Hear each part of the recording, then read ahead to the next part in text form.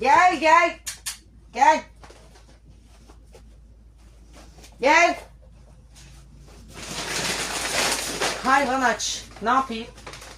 Marketten paramla et, peynir alacağım yere aldığım mamayı açar veririm.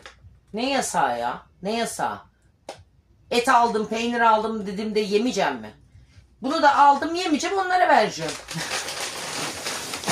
Al. Mama.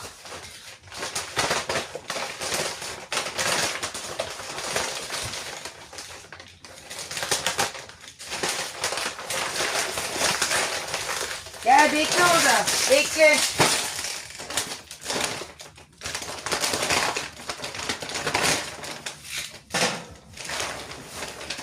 Bekle geldim. Hayır işemek yok. İşemek yok. Mama var, şiş yok. Gel ye. Ye mama. Yani ne yapayım, vermeyeyim mi? Bizde ne vardı? Komşun açken sen tok yatmayacaksın diye bir ayet var mı? Var.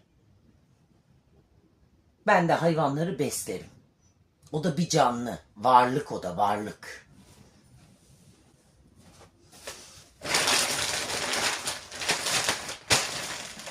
Kim benim cebimdeki paraya karışabilir?